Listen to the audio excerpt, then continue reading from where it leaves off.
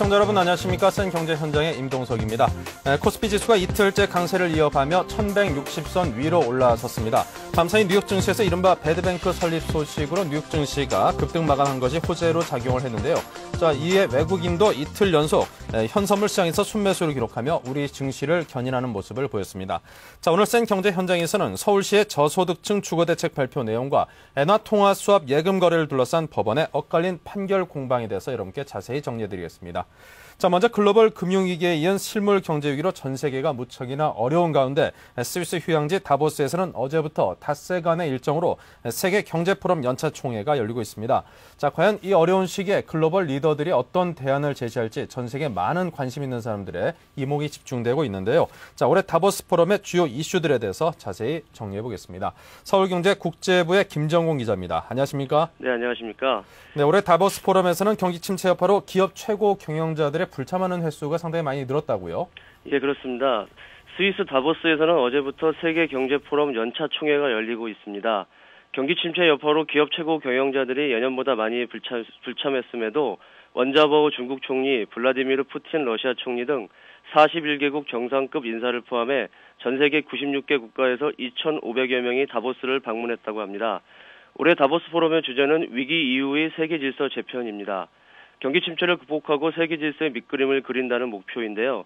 지난해와 마찬가지로 구체적인 행동 강령을 채택하지는 않을 것으로 보이지만 위기를 극복하기 위해 글로벌 리더들이 함께 모여 머리를 맞대고 해법을 모색한다는 데 그 의미가 있을 것 같습니다. 다보스 포럼의 창립자인 클라우스 슈바프 회장은 글로벌 경제 위기 한가운데서 위기 탈출 방안과 새로운 세계 질서의 청사진을 모색해본다는 점에서 지난 40년 가까운 다보스 포럼 사상 가장 중요한 행사가 될 것이라고 말했습니다. 네. 자, 그렇다면 올해 다보스 포럼에서는 어떤 이슈들이 부각이 되고 있습니까? 네, 올해 다보스 포럼의 화두는 단연 경제 위기에 대한 것인데요. 참가한 경제 전문가들이 대부분이 암울한 전망을 내놓고 있습니다. 월가의 대표적인 비관론자로 불리는 스티븐 노치 모건 스탠리 아시아 회장은 올해 세계 경제가 제2차 세계대전 이후 처음으로 위축될 것이라고 전망했습니다. 노치 회장은 미국의 소비 침체와 중국의 수출 감소 등 글로벌 경제가 직면한 도전들을 과소평가해서는 안 된다고 말하면서 올해 세계 경제가 2.5% 성장하는 데 그칠 가능성이 높다고 말했습니다. 저스틴 린 세계은행 수석 이코노미스트도 세계 경제는 예상보다 긴 침체에 빠져 있다고 지적하면서 아직 바닥을 치지 못했다고 경고했습니다. 제이콥 프랭켈 AIG 부회장은 블룸버그 TV와 가진 인터뷰에서 아직 최악의 상황이 지나간 것은 아니다며 올해 대다수의 나라가 마이너스 성장할 것이라고 말했습니다. 이와 관련 국제통화기금은 이날 세계 경제 전망 보고서에서 디플레이션 우려가 갈수록 커지고 있다면서 지난해 11월에 제시했던 경제 전망치 수정했는데요. 올해 세계 경제 성장률 전망치 2.2%를 0.5%로 하향 조정했습니다. 무려 1.7%포인트나 하향 조정한 것인데요. 0.5% 성장률은 2차 세계대전 이후 최저 수준입니다. 네. 자, 그리고 포럼 첫날 이제 기조연설을 한 중국의 원자바오 총리와 푸틴 러시아 총리의 발언에 많은 관심들이 꼭 쏠렸다고 하는데요. 자, 그 자리에서 이제 미국을 공개 비판해서 눈길을 끌었다고 하는데 어떤 내용으로 미국을 공개 비판했습니까? 네, 그 중국 원자바오 총리와 러시아의 블라디미르 푸틴 총리가 개막식 기조연설을 했는데요. 미국의 지나친 탐욕이 세계 경제를 위기에 빠뜨렸다고 강하게 질타했습니다. 이들은 미국의 눈먼 이윤 추구가 현 경제 위기를 불러일으켰다며 버락 오바마 미국 대통령에게 경제 위기 해소를 위해 미국이 새로운 자세를 가져야 한다고 촉구했습니다. 특히 원자버 중국 총리는 연설에서 미국을 직접 거론하지는 않았지만 세계 경제 위기의 원인이 일부 국가의 부적절한 거시경제 정책과 낮은 저축률, 지나친 소비에 있다면서 이윤 추구에 눈이 먼 금융기관들의 과도한 팽창 욕구와 금융기업 신용평가사의 자기절제가 부족했다고 신랄하게 비판했습니다. 원 총리는 또 미국의 보호무역주의로는 현재의 난관을 극복할 수 없다면서 위기 극복을 위해서는 국제금융기구의 조속한 개혁과 경제 영역에서 새로운 국제질서가 필요하다고 강조했습니다. 원 총리의 이 같은 발언은 티모시 가이트너 미국 재무장관이 지난 22일 중국을 환율 조작국으로 지목하면서 중국의 위안화 환율 정책을 놓고 논란이 일어난 상황에서 나온 것이라는 점에서 주목되고 있습니다. 푸틴 러시아 총리도 현재 경제 위기를 거대한 폭풍에 비유하면서 미국의 투자은행들과 행정부는 경제 위기가 코앞에 닥친 상황에서 자기 파일을 차지하려고만 한다고 강하게 비판했습니다. 푸틴 총리는 또 1년 전 이 자리에서 미국 대표단이 미국 경제의 안정성과 투명한 전망에 자신이 있어 했다는 점을 상기시켜 드리고 싶다면서 미국이 세계 경제 침체와 금융위기를 내다보지 못했음을 질타했습니다. 지난해 콘돌리자 라이스 전 미국 국무장관이 기조연설에서 미국 경제는 문제가 없다고 말한 것을 바로 겨냥한 것입니다. 네. 자, 그리고 이번 포럼에서는 세계 정상 등 각국 경제 리더들이 다수 참석을 했습니다. 자, 그 중에서도 이제 단연 원자바오 중국 총리에 대한 관심이 가장 뜨거웠다고요. 네, 앞에서 잠시 언급해드렸는데요. 원자바오 중국 총리는 개막식 기조연설에서 미국을 공개 비판하는 동시에 위기에 대한 해법도 구체적으로 제시했습니다. 원 총리가 연설을 마치자 청중들의 질문이 대거 쏟아질 정도로 관심이 뜨거웠는데요. 그가 중국 지도자로서는 처음으로 다보스 포럼에 참석한 것도 이유겠지만 그만큼 세계 경제에서 중국이 차지하는 위상이 커진 것을 반영하고 있는 것 같습니다. 특히 세계 공장으로 불리는 중국 경제가 앞으로 어떻게 될 것인지에 대해 관심이 높았는데요. 중국 경제가 지난해 4분기 6.8% 성장하는 데 그치는 등 올해는 더욱 어려울 것이라는 전망이 나오고 있기 때문입니다. 원 총리는 사회 안정을 위한 올해 중국의 경제 성장 목표치를 8%로 제시했습니다. 그는 솔직히 무리한 측면이 있긴 하지만 그것은 필요할 뿐더러 열심히 노력하면 무난히 달성 가능한 목표라고 밝혔습니다. 한편 다보스 포럼은 앞으로 사흘간 더욱 더 열리면서 글로벌 리더들의 다양한 토론과 공식 기자회견 그리고 개별 인터뷰 등을 통해 글로벌 금융 및 경제 위기에 관해 다양한 의견이 개진될 예정인데요. 일각에서는 버락 오바마 대통령을 비롯 벤 버냉키 연방준비제도 이사회 의장, 티모시 가이트너 재무장관 등 미국 측 주요 인사들이 모두 불참한 것과 관련 이번 포럼의 의미가 퇴색했다는 지적을 하고 있습니다. 네. 자, 지금까지 다보스 포럼 관련 소식을 서울경제신문 김정근 기자로부터 정리해 들어봤습니다. 오늘 도움 말씀 고맙습니다. 예, 감사합니다. 자, 요즘 들어서 이 경제 위기로 많은 사람들이 힘들어하고 있습니다. 근데 이런 어려운 때일수록 이제 상대적으로 저소득층의 삶은 더욱더 힘들어질 수밖에 없는 거죠. 자, 특히 실직자가 많아지다 보니까 그동안 이제 살던 어떤 전세라든가 월세 형태의 주거 형태를 갖추기조차도 또 유지하기조차도 상당히 힘들어하는 분들이 늘어나고 있다고 합니다. 자, 서울시가 오늘 이들 저소득층을 위한 종합적인 주거 대책을 내놨다고 하는데요. 자, 어떤 내용인지 여러분께 자세히 전해드리겠습니다. 서울경제신문의 윤호우 기자를 직접 스튜디오에 모셨습니다. 안녕하십니까? 안녕하세요. 네, 서울시가 오늘 저소득층의 주거비 부담을 줄이고 또 주거 환경을 개선하는 종합 대책을 내놨다고 하는데요. 자, 구체적으로 어떤 내용인지 궁금합니다. 네, 서울시는 오늘 저소득층 주거 환경 개선을 위한 종합 대책을 내놓았습니다. 구체적인 내용으로는 공공임대주택 임대료 감면, 장기전세주택 전세금 인하, 소형 저가주택 공급 확대, 실버주택 건설 등을 들 수 있는데요. 일단 서울시는 저소득층에게 공급하는 공공임대주택과 상가의 임대료를 2010년까지 월 평균 10%에서 25%까지 감면해 주기로 했습니다. 서민들의 주거니 사정이 더 안 좋아진 최근의 경기를 반영한 것이죠. 공공임대주택에서 입주자들이 지불하는 공동관리비도 현재 34,600원에서 27,700원으로 낮아질 예정입니다. 앞으로 서울시 SH공사가 짓는 신규 입주 분양주택과 임대주택의 경우에도 계약금과 중도금 잔금 납부 비율이 조정이 되는데요. 계약금과 중도금 비율을 낮추고 잔금 납부 비율을 올리는 방식입니다. 이렇게 되면 금융비용이 줄어들어 전용 59제곱미터의 경우 분양주택은 156만 원, 임대주택은 43만 원이 감면되는 효과가 있을 것으로 보입니다. 네. 자, 그리고 이번 대책에는 장기 전세 주택에 대한 내용도 포함되어 있는 것으로 아는데 요즘 들어서 이제 서울에서 가장 인기 있는 주택이 장기 전세 주택이라는 그런 이야기도 있습니다. 자, 어떤 내용들이 변경이 될까요? 네, 그렇습니다. 시프트라고 불리는 장기전세주택의 전세금 제도도 일부 변경이 돼서 관심이 많으실 것 같습니다. 장기전세주택은 주변 전세 시세의 80% 정도의 돈만 내고 최장 20년까지 거주할 수 있는 서울시형 임대주택을 말하는데요. 지금까지 꾸준히 인기를 누려왔지만 최근에는 부동산 경기 침체로 주변 시세를 잘 반영하지 못한다는 지적을 받아왔습니다. 전세 가격이 속절없이 떨어지다 보니 주변 전세 시세의 80%라는 시프트의 공급 가격이 사실상 의미가 없어지게 된 것입니다.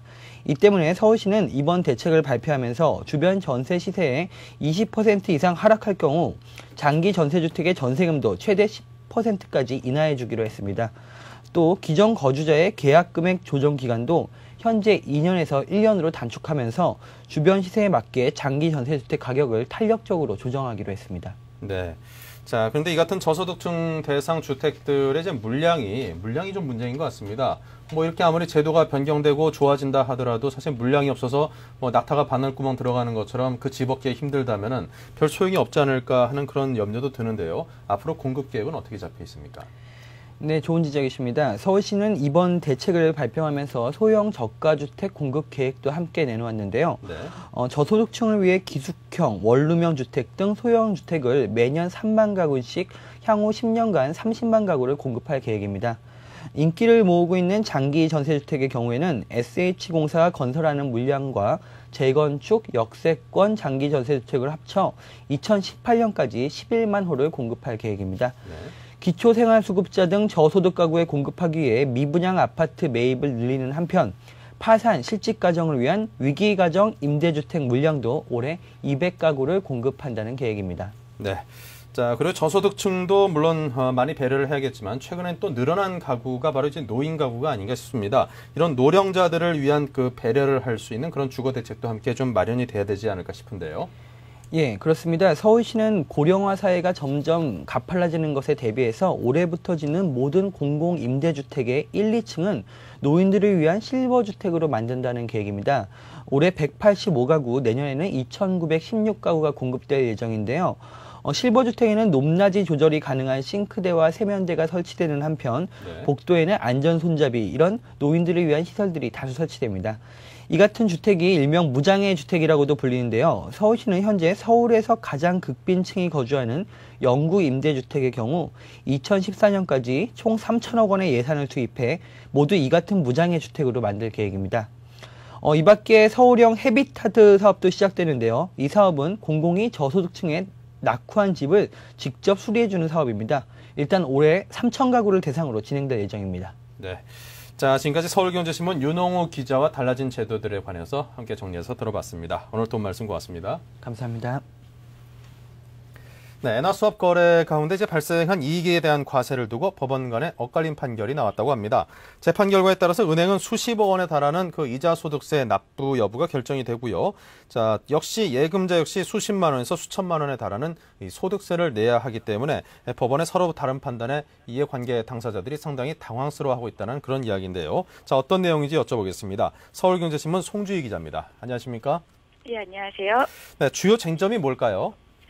예, 엔화사프 예금 거래를 둘러싼 공방의 쟁점은 이 거래에 포함된 선물한 거래가 과세 대상에 해당하느냐는 겁니다.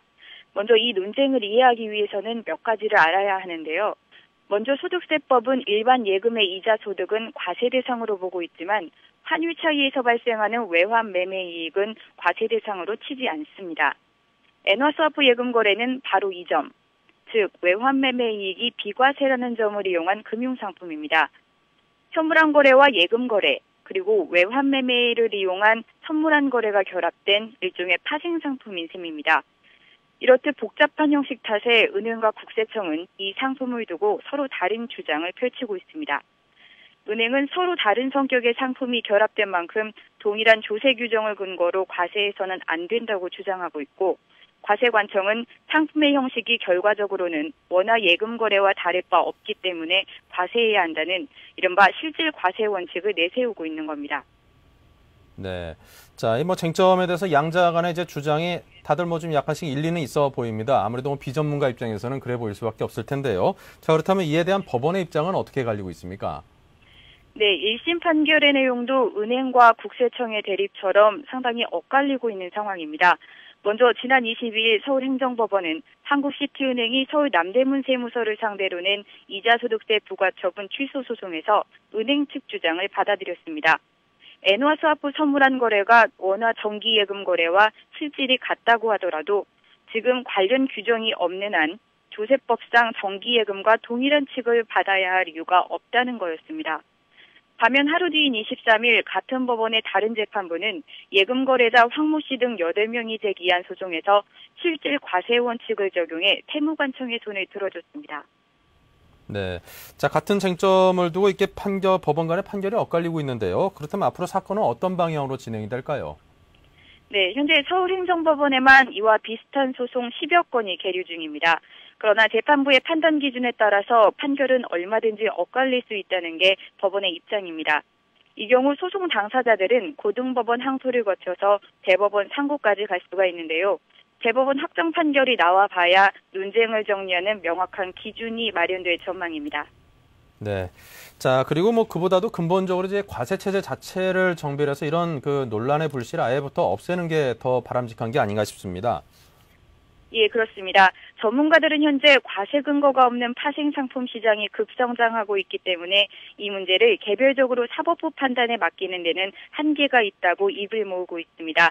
정부가 나서서 파생 상품에 대한 과세 체계 도입 논의를 이끌어내야 한다는 지적도 제기되고 있습니다. 네. 자, 지금까지 서울경제신문 송주희 기자와 이야기를 나눴습니다. 고맙습니다. 예. 네. 자, 이어서 오늘의 경제 지표를 살펴드리겠습니다.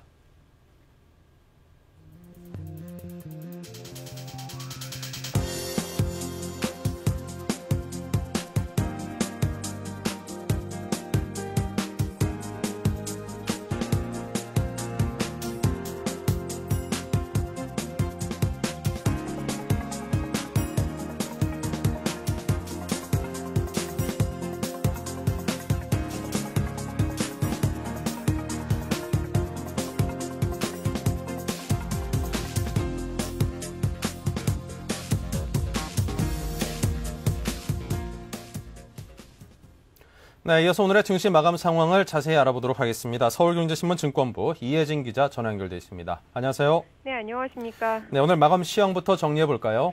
코스피 지수가 이틀째 상승하며 1160선을 회복했습니다. 어제 뉴욕 증시는 오바마 행정부가 금융시장 안정을 위해 배드뱅크를 설립할 것이라는 기대감과 구제금융안의 의회 통과로 인해 상승했습니다. 이 같은 호재가 코스피 시장에서도 반영돼 장 초반부터 오름세를 나타냈습니다. 홍콩과 니케이 등 아시아 증시가 동반 상승하며 국내 증시에 훈풍을 더했습니다. 오늘 코스피 지수는 8.58포인트 오른 1166을 기록했고 코스닥 지수도 2.30포인트 오른 363으로 마감했습니다. 코스피 지수는 외국인과 기관이 이틀째 동반 매수세를 나타내며 장중 1179포인트까지 올라서기도 했지만 개인이 6천억 원 이상 순매도하는 등 차익 매물을 쏟아낸 까닭에 오름폭은 다소 둔화됐습니다. 어제 급등에 따른 경계 매물이 나온 것으로 풀이됩니다. 오바마 행정부의 배드뱅크 운영 기대가 호재로 작용하며 KB금융과 신한지주, 하나금융지주 등 은행주가 어제에 이어 상승세를 이어갔고 어제 11%나 급등한 삼성전자는 오늘도 2% 올랐습니다. 자동차 경기 바닥론이 제기된 가운데 현대자동차와 기아자동차 등 자동차주들도 상승 모드가 이어졌습니다. 네. 자, 그리고 외국인들이 연초에 이어서 다시 순매수세로 우리 증시의 상승이 원동력이 되고 있다고요? 예, 그렇습니다. 연초 강한 매수세를 보이며 코스피 지수 상승에 일조했던 외국인 투자자들이 음력설이 지난 이번 주 들어서도 증시에 큰 버팀목 역할을 하고 있습니다. 외국인들이 현물과 선물 시장에서 모두 강한 매수세를 보이면서 증시 반등의 1등 공식 역할을 하고 있습니다. 외국인들은 어제 코스피 200 지수 선물을 약 6,400계약 이상 순매수했으며 오늘도 3,200계약 넘게 사들이며 지수 상승을 이끌었습니다. 이렇게 외국인들이 선물 시장에서 지수를 끌어올리자 프로그램 차익 매수가 활발하게 유입됐습니다. 외국인들은 현물 시장에서도 어제 1,400억 원 이상 사들인 데 이어 오늘은 3,700억 원어치 주식을 순매수해 눈길을 끌었습니다. 외국인들이 주로 사들인 업종은 IT와 자동차, 금융주들인 것으로 나타났습니다. 이에 대해 시장 전문가들은 그동안 포트폴리오 조정 차원에서 비중을 크게 줄였던 IT와 자동차주들을 다시 편입시키고 있는 과정인 것으로 분석하고 있습니다.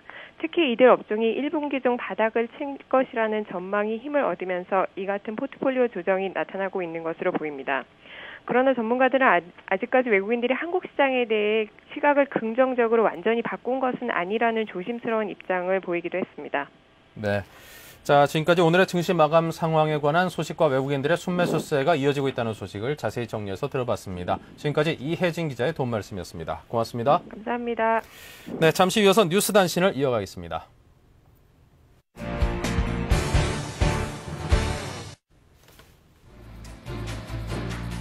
오늘의 주요 뉴스입니다. IMF가 올해 세계 성장 전망치를 2.2%에서 0.5%로 낮추고 한국의 성장률은 마이너스 3% 안팎으로 전망했습니다. 국제기구가 우리나라 성장률을 마이너스로 전망한 것은 처음이어서 충격을 주고 있습니다. 오는 6월까지 사실상 모든 기업에 대한 구조 조정이 이뤄집니다. 50억 원 이상 거래 기업인 자동차 부품과 해운업, 반도체 부품업체 등이 당장 구조 조정 대상으로 떠오르고 있습니다. 올해 전국의 단독주택 공시가격이 1.98% 하락했습니다. 공시가격이 내려가기는 제도 도입 이후 처음으로 특히 서울과 경기, 충남 지역이 크게 떨어진 가운데 강남 3구의 하락폭이 두드러졌습니다. 존속기한이 지나면 효력이 자동 상실되거나 타당성 여부를 의무적으로 재검토해야 하는 규제 일몰제가 모든 규제로 확대 적용됩니다. 이에 따라 정부는 올해 경제적 규제 1000여 건을 정비할 예정입니다. 네, 잠시 후 증시 전략센터를 이어가겠습니다. 대한민국 경제부 증권부 기자들이 아침마다 서울경제TV를 보고 있습니다. 매일 20분 투자로 미 증시 흐름을 한눈에 블룸버그 파이널 워드 30분 시청으로 아시아 경제까지 한꺼번에 블룸버그 아시아 비즈니스 투나잇 한글 자막과 함께 방송되는 블룸버그의 또 다른 프로그램들 주말 인터뷰 프로그램 나이트 토크 성공한 모험 기업인을 다룬 블룸버그 벤처 음악과 영화, 순수 미술에서 세계 최고급 레스토랑까지 고품격 문화예술을 소개하는 매거진 프로그램 블룸버그 뮤직 세계 정재계 거물들의 향배를 통해 글로벌 마켓을 예측하는 블룸버그 폴리티컬 캐피털 블룸버그의 간판 스타 버나드 로가 각국 기업과 정부, 각계각층 인물 인터뷰를 통해 경제를 진단하는 블룸버그 보이스 국내 최초 3시간 내 번역 자막 처리 블룸버그 TV 국내 독점 채널 서울경제TV에서 이 모든 것을 경험하십시오. 블룸버그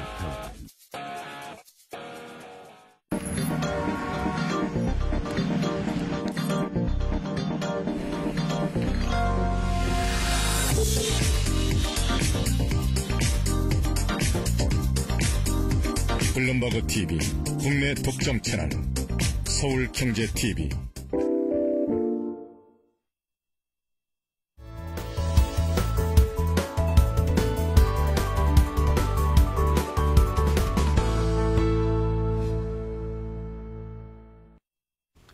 네, 증시전략센터 순서를 이어가겠습니다. 동양중금증권의 김용재 차장, 한국투자증권의 장용혁 대리 두 분의 전문가를 모셨습니다. 안녕하십니까? 네, 안녕하십니까?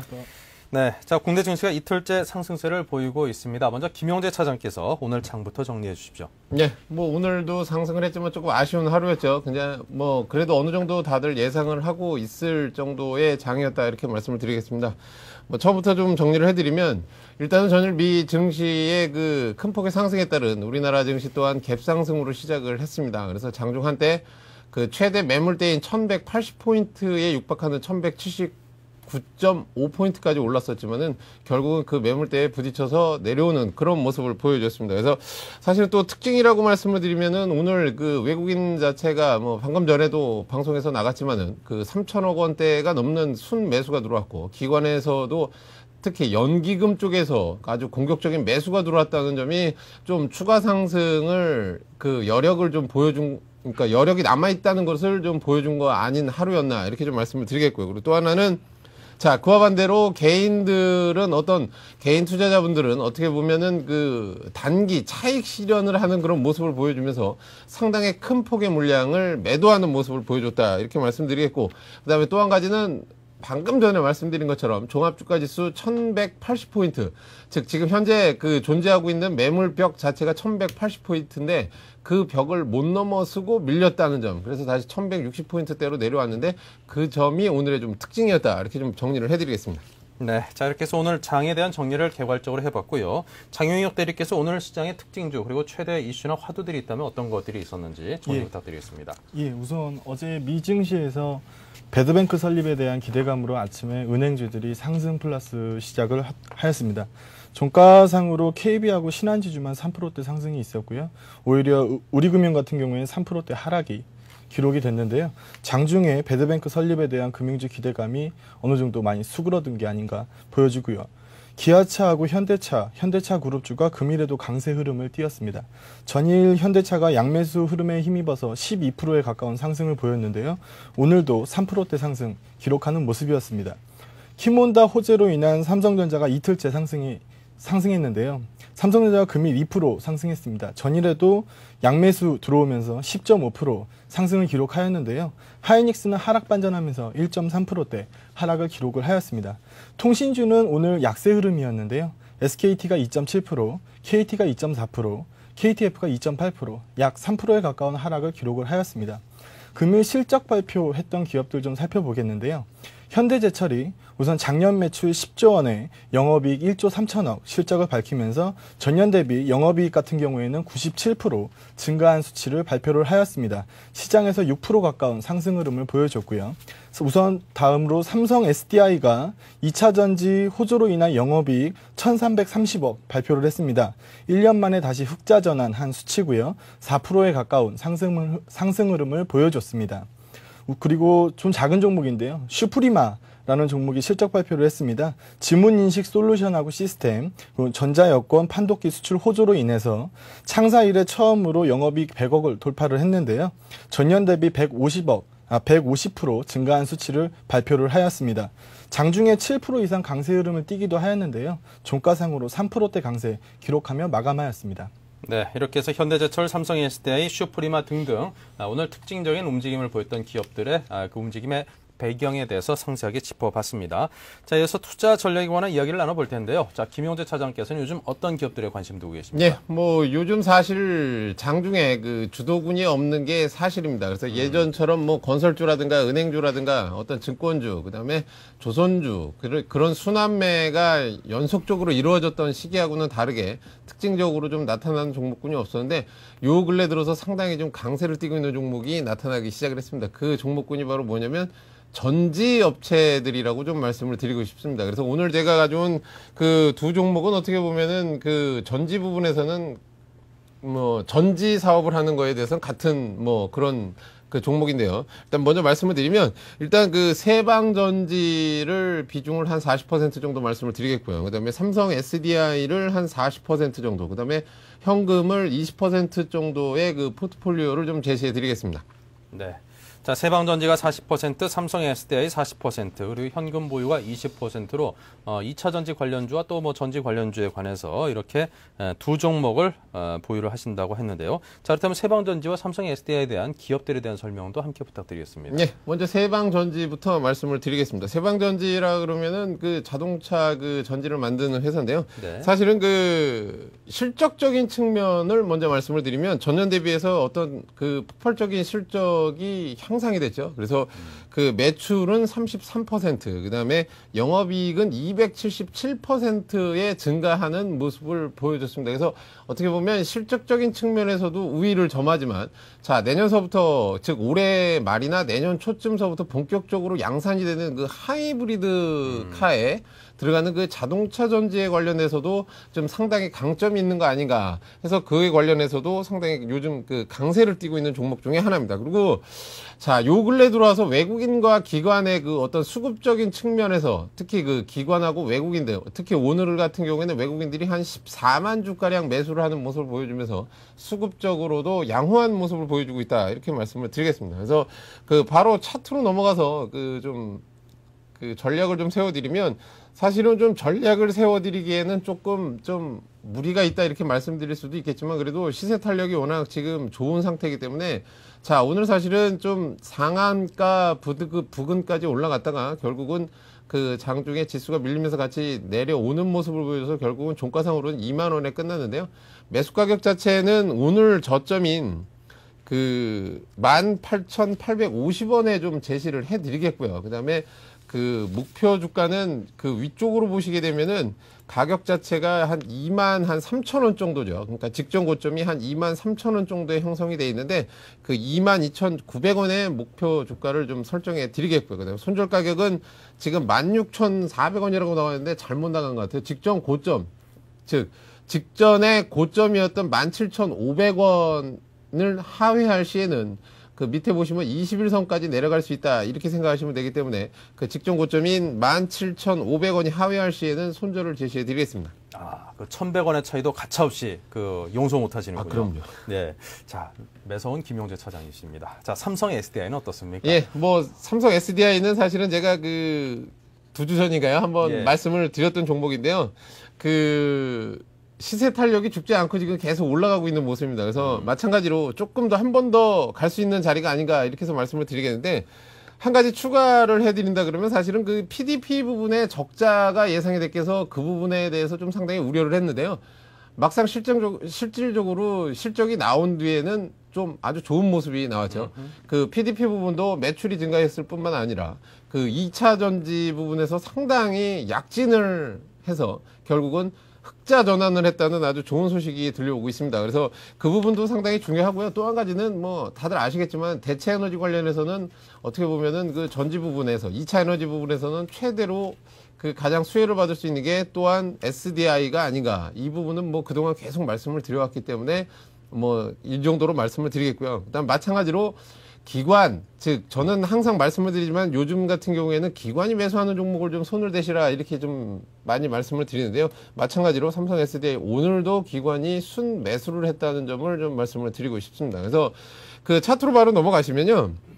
자, 매수 가격은 제가 67,100원에 정해드렸는데요. 마찬가지입니다. 종합주가지수가 자, 오늘 조금 좀 그 윗꼬리를 길게 단 그 아일랜드 개평을 만들어냈기 때문에 추가적인 조정이 조금 가능하기 때문에 조금 보수적으로 보셔서 오늘 저점인 67,100원 정도에 좀 매수 가격을 좀 잡아드리겠고요. 그 다음에 그 이익 실현은 자, 직전 고점이 한 75,000원 선입니다. 그러니까 121선에 저항을 받는다 이렇게 생각할 수도 있는데 요즘 추세가 어떤 추세냐면 대형주들 자체가 LG 디스플레이도 그랬고 두산도 마찬가지였지만은 일단 121선을 한번 올라섰다가 다시 내려오는 그런 경향을 보여주기 때문에 121선을 단번에 뚫고 올라섰다가 내려올 거다 가정을 하고 75,000원 정도의 목표가를 제시해 드리겠고요. 손절 가격은 아래쪽에 그 가격대가 형성되어 있는 게 사실은 62,000원, 한 62,500원에서 63,000원대의 그 집중적인 보름 이상의 어떤 그 흥보 조정을 받았던 자리가 있기 때문에 그 가격, 즉 62,500원을 하회할 시에는 손절을 제시해 드리겠습니다. 네. 자, 이렇게 해서 지난번에 이어서 삼성 SDI에 관한 설명을 두 번째로 다시 한번 반복해서 들어봤습니다. 자, 그렇다면 장 대리께서는 어떤 투자 전략으로 임하고 계십니까? 예. 우선 저 같은 경우에는 1200포인트를 세게 넘어가지 못한다라고 하면 우선 1200포인트를 세게 넘어가지 못한다고 하면 공격적으로 주식을 실을 필요가 없다라는 생각을 갖고 있고요. 네. 수급이 뒷받침되는 대형주 위주로 저도 마찬가지로 공략을 하고 있는데요. 첫 번째 종목으로 제가 고른 게 SK입니다. SK 같은 경우에 부진한 2008년 실적을 발표를 했는데요. 지금 같은 경우에 2008년 실적 조금 살펴보면 영업이익이 우선 전년 대비 27% 감소를 하였고요. 그 4,700억 당기순이익을 발표를 했는데 이거 같은 경우에는 전년 대비 75% 급감한 수치입니다. 그러나 로열티 수입하고 임대 수입은 지속적으로 늘어날 것으로 보여지고요. 최근에 외국인 매수가 지속되고 있는 데다가 투신권 매수도 한 이틀 전서부터 재개되고 있는 움직임을 보이고 있어서 뭐 좋아질 것으로 보고 있습니다. 차트 보면서 제가 설명을 좀 드리면은요. 최근에 SK 같은 경우에 지금 최장기 이평선 부근에서 가격 조정을 조금씩 보였습니다. 올라갈 때 크게 오르지 못하는 부분이었고요. 지금 같은 경우에 우선 전고점 수준인 뭐 12만 원 좀 아랫부분 그 정도 선만 넘어준다라고 하면 작년 6월에 본격적으로 가격이 빠지기 시작했던 13만 원대 그 정도 가격까지 가지 않을까 보여집니다. 매수가는 우선 제가 그 최장기 이평선에 부딪히는 가격대 약 10만 원 정도면 무리 없이 사는 데는 뭐 괜찮아 보이고요. 목표가는 약 13만 원 선, 손정가는 61선이 깨지는 9만 원 선 제시를 해드리겠습니다. 네. 다음 종목으로는 제가 현대차 골라놨는데요. 예. 현대차 같은 경우에는 우선 미국의 빅3가 힘들어지면 힘들어질수록 반사액이 커지는 회사 중에 하나입니다. 미국의 자동차 활부금융 시장이 좋아질 것으로 보여지는데요. 만약에 이런 경우로 호조세로 된다라면은 현대차의 점유율은 더욱더 커질 것이다 라고 예상을 하고 있습니다. 추가적으로 이제 대폭적으로 MS가 늘어난다라고 하면 현대차 쪽으로 약간 차별적인 주가를 적용해야 되는 것이 아니냐라는 생각인데요. 미국에서 최근 들어 그린카에 대한 이목이 집중이 되면서 연비가 좋은 소형차라든지 하이브리드카 이런 쪽들이 집중을 받게 되는데요. 일본차나 한국차가 그런 경우입니다. 그런데 환율상 일본이 저희 한국차에게 불리하기 때문에 현대차 쪽으로 조금 더 강세 베팅을 할 수 있습니다. 경기에 민감한 소비재지만 경기에 민감한 소비재지만 시장은 이미 그 자동차 업종에 대해서 바닥을 쳤다라는 인식이 있는 상황이고요. 어제도 그랬고 오늘도 그랬고 이틀째 수급이 크게 뒷받침이 되면서 올라서는 모습입니다. 4분기 실적이 최악 수준이었고요. 1분기 실적도 최악을 기록할 것으로 예상이 되지만 이미 어느 정도 주가에 반영됐다라는 생각이고요. 수급상 외국인하고 지금 투신, 기타 법인, 그리고 뭐 기금 할 것 없이 전부 다 폭발적으로 매수세를 넣어주고 있는 상황입니다. 블루칩 중에서는 가장 탄력적인 시세를 보여줄 것으로 예상을 하는데요. 차트 보시면서 설명 간략하게 드리도록 하겠습니다. 우선 최근 움직임에서 60일 이평을 어제 강하게 뚫어줬습니다. 우선 시장 올라오는 부분에 대해서 좀 지지부진하게 흘러내리는 부분도 있었는데요. 지금 어제도 그랬고 오늘도 그랬고 지금 오늘 같은 경우에는 외국인이 50만 주 이상 들어왔고요. 투신도 45만 주, 보험도 13만 주, 기금이 8만 주, 뭐 기타 법인도 한 20만 주 들어오는 모습이었습니다. 뭐 수급적으로 크게 뒷받침이 되고 있기 때문에 매수가는 60일 이평 언저리 가격 45,000원 선 제가 추천을 드리고요. 목표가는 지금 최장기 이평선이 흐르고 있는 56,000원 선.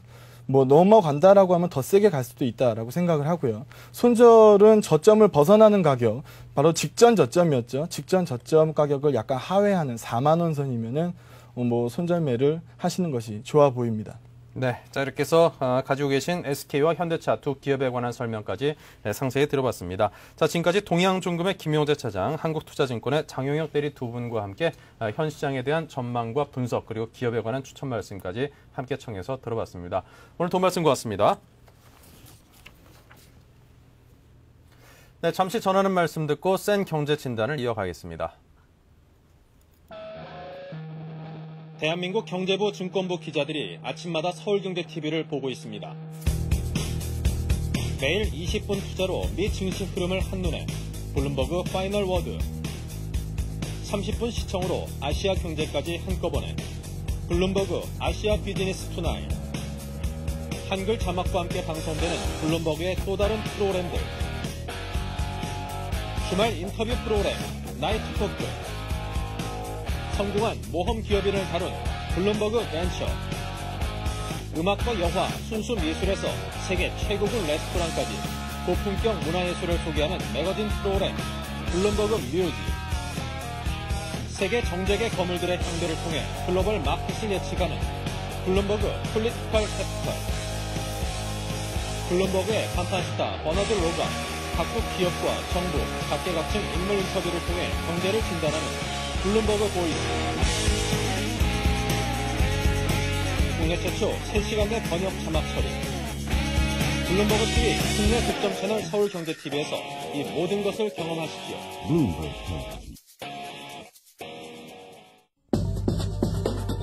한글로 보는 블룸버그 TV의 실시간 글로벌 경제 정보 한국 방송사상 외국 경제정보 TV 프로그램을 국내 최초 3시간 내 번역, 자막 처리, 정보 시차를 거의 극복해낸 블룸버그 TV 국내 독점 채널 서울경제TV. 한글 자막과 함께 방송되는 블룸버그 프로그램들을 서울경제TV에서 만나보세요.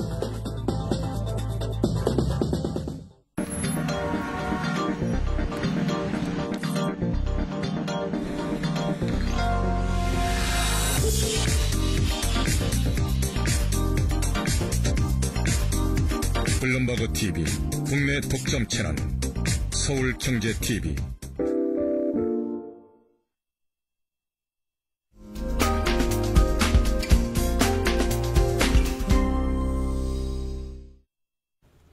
네, 이어서 센 경제 진단 시간을 이어가겠습니다. 오늘은 서울경제신문 김희중 논설위원님을 모셨습니다. 안녕하십니까? 안녕하십니까? 네. 자, 지금 우리 중앙은행이죠. 이제 한국은행은 지금 우리가 겪고 있는 금융위기 또 경제 위기 등을 타개하기 위해서 파격적인 기준금리 인하를 연거푸 단행을 하고 있습니다.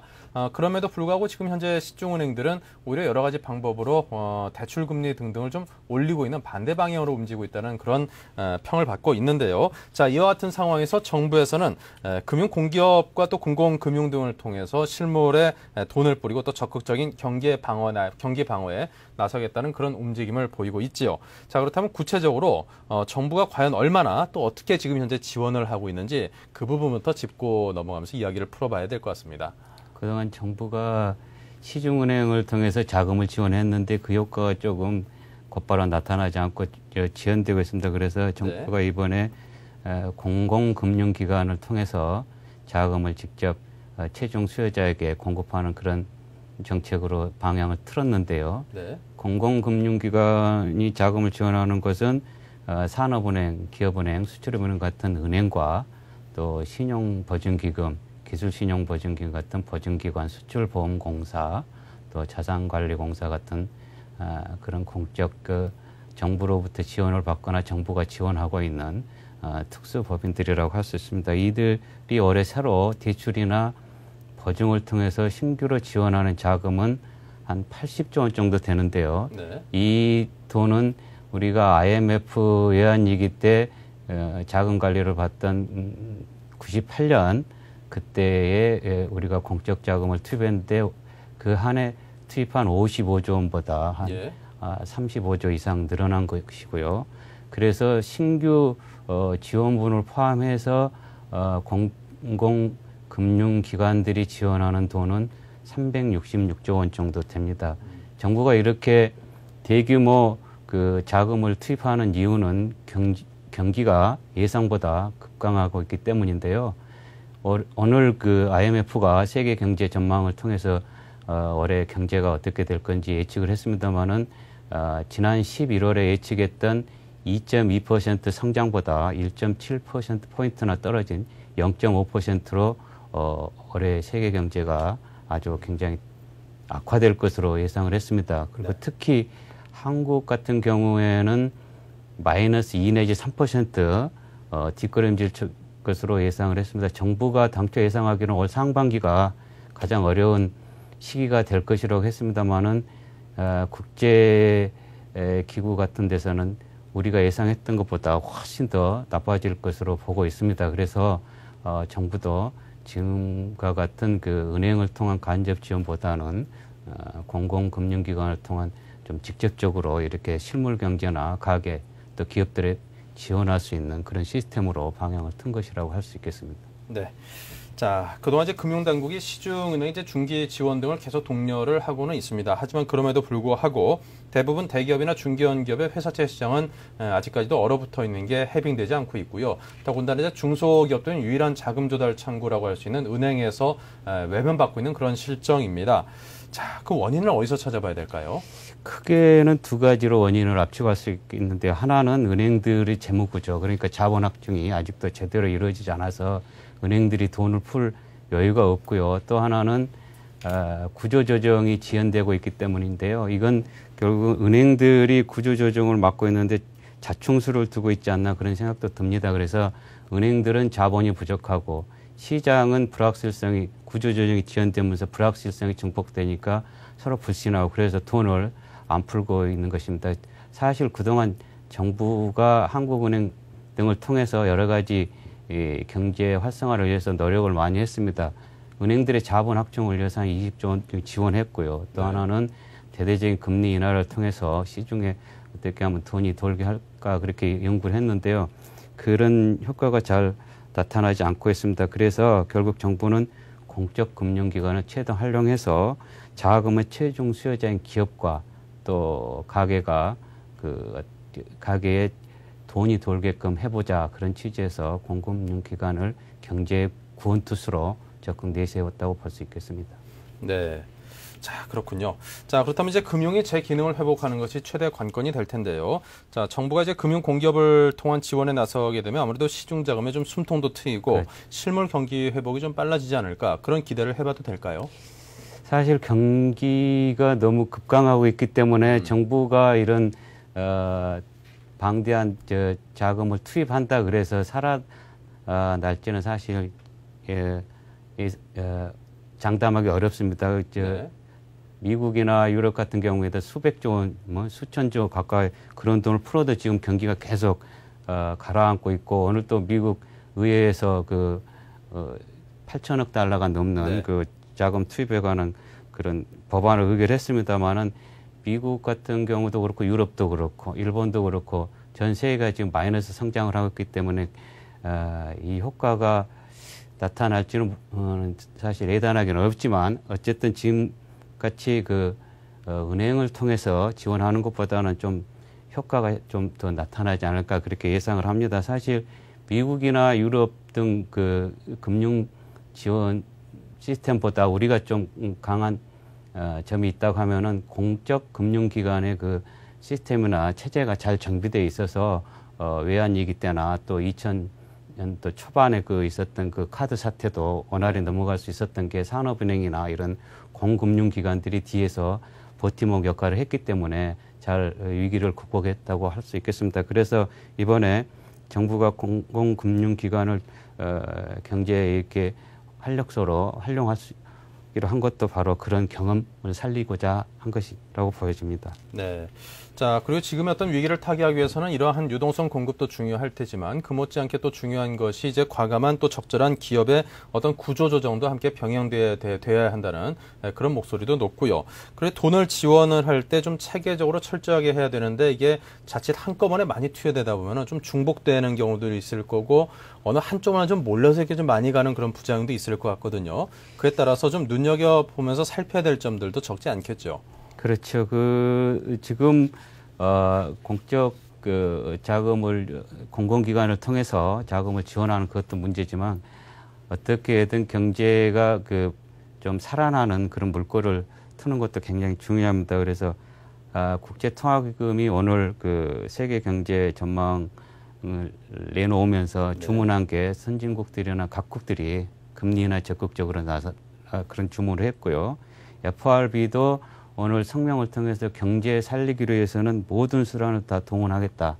그렇게 밝혔습니다. 그 얘기는 뭐냐 그러면 지금까지 은행이나 이런 금융회사 이런 데 또 기업에 대한 지원도 중요하지만 국채를 매입을 해서 양적 통화 정책을 늘리겠다 그런 배경으로 보입니다. 또 오늘 국가 경쟁력 강화 회의에서 이명박 대통령이 어떤 지수에 연연하지 말고 지금을 비상사태라 보고 최대한 지원할 것은 지원하고 경제 살리기에 매진하라 그런 주문을 했습니다. 그래서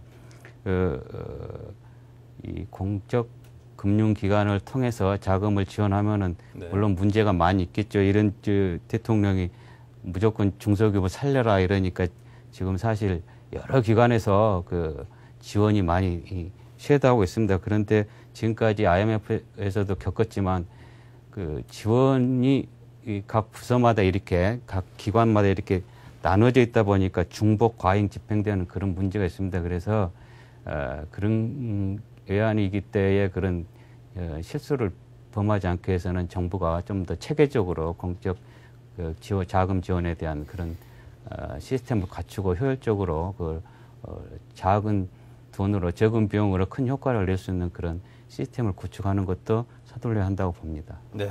이 무한정 주어지는 자원이 아니니만큼 최소한의 자원으로 최대한의 효과를 낼 수 있는 그런 효율적인 시스템을 갖추는 것이 그 무엇보다도 중요하다고 여겨집니다. 자, 지금까지 서울경제신문의 김희중 논설위원님과 함께했습니다. 오늘 말씀 고맙습니다. 네, 수고하셨습니다. 네, 미국발 훈풍으로 국내 증시가 이틀째 상승세를 이어가고 있습니다. 자, 이 외국인들이 이틀째 순매수세를 보이면서 우리 증시의 상승을 견인을 하고 있는데요. 글쎄, 외국인들이 볼 때 우리 시장이 지금 상당히 매력적인 시장으로 보이는 것인지는 잘 모르겠습니다만 이런 순매수세가 과연 언제까지 이어지면서 우리 증시를 상승할 수 있는 그런 견인차 역할을 해줄지는 글쎄요. 아직까지는 단언하기는 좀 쉽지 않을 것 같습니다. 요즘 들어서 연이어 연휴 이후에 상승세를 보면서 1200선 안착에 대해서도 이제 기대하시는 분들이 상당히 많은데요. 지금 여러 가지 아직까지 꼬여만 가는 풀리지 않는 경제 위기 상황을 놓고 볼 때 글쎄요. 1200선 안착을 아직까지도 또 논하는 것도 그렇게 또 안도할 수 있는 상황은 아니지 않나 또 그런 생각도 함께 듭니다. 아직까지 위기 상황이 가시지 않았음을 반드시 바탕에 깔고요. 지금의 증시였던 긍정적인 모습만을 너무 이렇게 치우쳐서 보는 그런 우를 범하는 것은 좀 피해야 되지 않을까 싶습니다. 자, 저희는 여기서 인사드리겠습니다. 고맙습니다.